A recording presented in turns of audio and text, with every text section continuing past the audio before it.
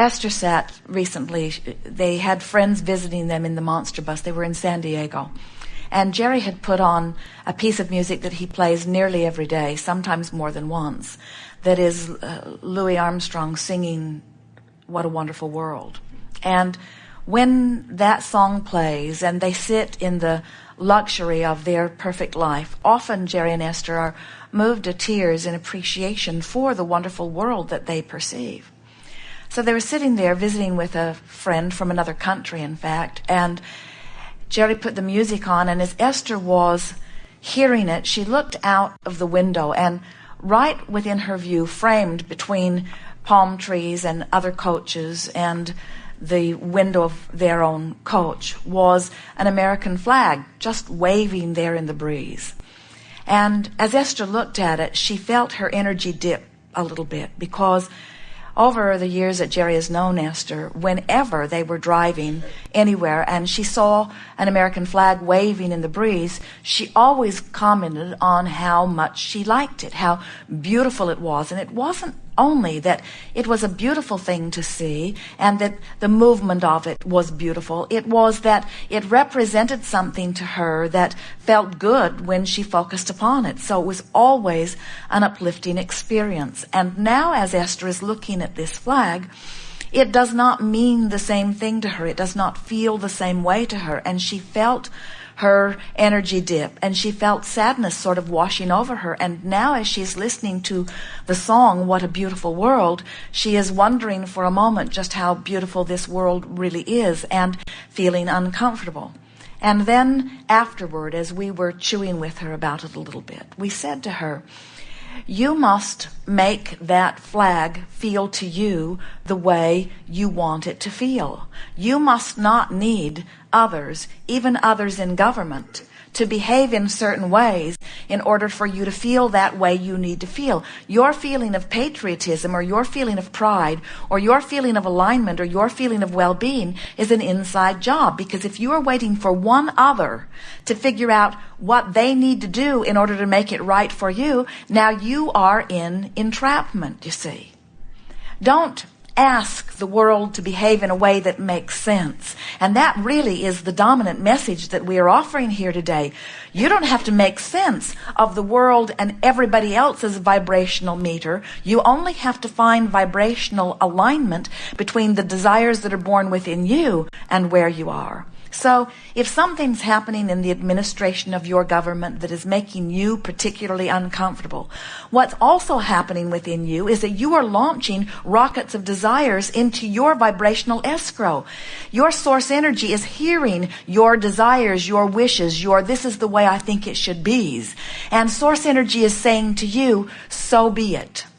And now you must find a way to find vibrational alignment with the idea that you've given birth to, because until you can find vibrational alignment with the idea that you've given birth to, we promise you it cannot become a reality. The precepts on which this nation were founded came about by those who were in another part of the world having experiences worse than what you are witnessing now as far as they were personally concerned, launching rockets of desires that they did their best to come into vibrational alignment with. The ideas that your nation was founded on have always been ideals that you are reaching for. They have never been things that you have achieved that now you are slipping back from. Your democracy and your way of living free is something that is still in the making, and we understand what you're saying, that here you are as a nation dabbling in other parts of the world when you don't even have your own freedoms in place. But we want you to understand that in everything that each of you are living, you are launching rockets of desire, and future generations will benefit by what is being launched by the turmoil and contrast that you are all living now.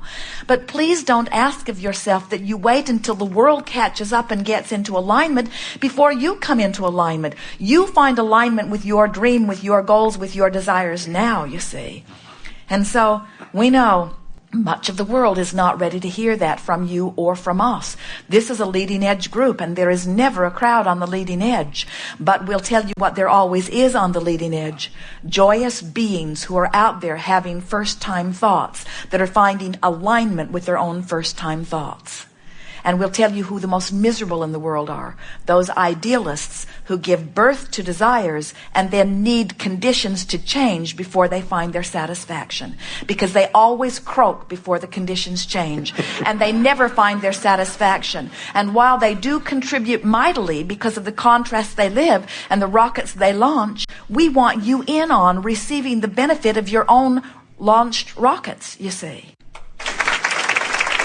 Yes, indeed. How are you, deliberate creative fiends? You are eager to get on with the creation of your life. You are enjoying the contrast of your time and place. You are exhilarated by the contrast that gives birth to new desires. Those desires that have not yet come into fulfillment please and delight you beyond physical description. Yes, the answer is yes. Because it's not a matter of if they will come, it is certain, it's only a matter of when. And the when is fun because that's why I'm closing the vibrational gap. In other words, yes. Well, there are a lot of things that stirs up. In other words, does it make you feel empowered or disempowered? It makes you worry that others have power over you. And it makes you feel that you'd better conform, doesn't it? In other words, you better not get too far out there, because if you get too far out there, someone might misunderstand and make trouble for you, or not accept you, or not like you, or not allow you, or let you into the right club, or into the right heaven, or whatever. And then some of you are born who have seen societies moving further and further away from personal individual guidance, from personal individual fulfillment of reason for being. And so you're born with stronger than ever intention that this time they're not going to cause you to conform. And so you're just way out there. Impossible to conform. Sometimes you are born with what you call birth defects, where your mind just doesn't function in the same way, so they have to allow you to be different. Sometimes you're born with other physical disabilities where they just have to allow you to be different, because you come forth so determined that you are going to express in a powerful way your understanding of the value of diversity.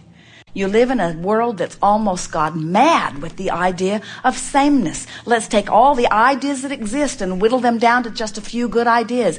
People on the other side of the world having other religions, another way of looking at things. And so you try to persuade them, and then you condemn them. And then if they don't listen and will not listen to your conversions, then you drop bombs on them. In other words, there is such a sort of physical sickness that comes from believing that there are only a few good ideas, and that your good ideas will be threatened if the rest do not join them.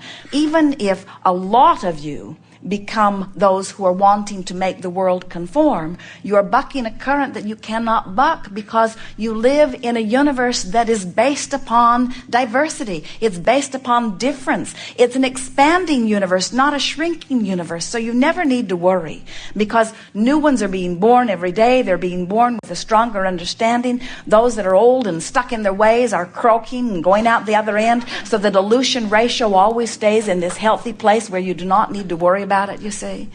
There is not anything to worry about. But if we were standing in your physical shoes, we would be taking pride in our renegade nature of difference. And we would try never again to conform.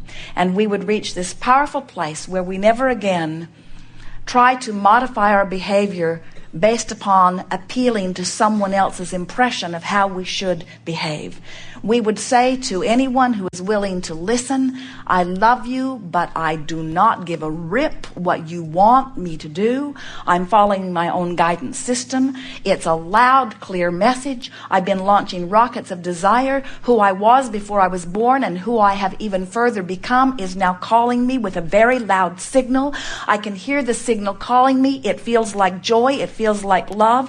It feels like passion. It feels like adoration. It feels like fulfillment. It feels like exhilaration. It feels like vitality. It feels like clarity. And when it calls me, I always try to lean in that direction. And every now and again, I get swept up in what others want, and I find myself feeling a little less free, and I find myself forking off in the direction that makes me feel like fear or even resentment or even anger. But now I'm aware of my guidance system. I can tell which way is the the right way for me to go. So you can all out there in the peanut gallery beat your drum. You can make your laws. You can make every decision of the world about how you think I should be. But I am finally being the one I've come to be. I'm following my own bliss. I'm listening to the beat of the energy that flows forth from within me, and it never tells me wrong. And as more and more and more are doing that, those who come forth understanding that will begin to relax. Fewer will get suppressed where it squirts out in multiple personalities or whatever those diagnoses are that they're wanting to give. And more and more of you will be living your life in the joyful way that you've come forth to live it. Not one of you said, I'll go forth and I'll figure out what everybody's doing and then I'll conform to what they're doing. Not one of you said that. You said, I'll go forth and I'll appreciate their conformity because it will give me a platform from which to launch my intentions, but I'm going to put my 2 cents worth in pretty darn fast as soon as I get there. So I'll be born into an environment where they'll feed me and I'll be stable, and then I'll figure out as quickly as I can what I want from there, and I know that Source will agree with me and give me the circumstance and its events to fulfill it, and I'll do my best to stay true to the dream that is born within me. And when I go to the therapist that said, you should not dream, you should face reality, I'll stand up and with all of the fervor of my being, I'll say, we are eternally evolving. We cannot stand still. Please do not ask me to focus upon what is. Let me focus upon what can be.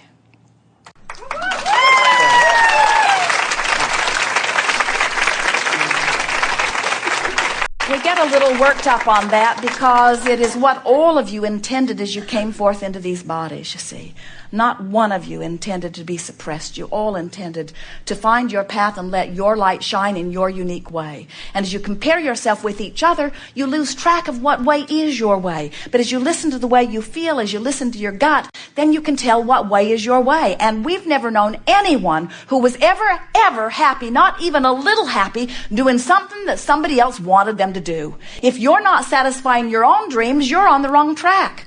You must follow your dream. You cannot be a cog in the wheel of somebody else's dream. The universe will support you. Find your dream and follow it. And tell everyone else to buzz off. Yes. We have enjoyed this interaction immensely. You are leading edge creators, and we are appreciating your willingness to chew with us endlessly about the nitty-gritty of what you are living. It is our desire that you leave this gathering with just a handful of new decisions vibrating within you. First and most important, we want you to at least be willing to acknowledge that life is supposed to be good for you, that you are source energy in a physical body, and that so much has come before even your coming forth into these bodies, that you have an inheritance of massive proportion that you are expecting to reap here in this specific physical lifetime. Next, it is our desire that you feel from us an appreciation about your willingness to chew on this contrast in order to take life into this new place of desire. And most of all, as you now contemplate those 2 vibrational points of relativity, it is our desire that you are selfish enough, because innately we know you are, to want to feel good enough, because intuitively and innately we know you are, to specifically direct your thought, which is easy to do in this moment, by forking in the direction that feels as good as you can make it feel.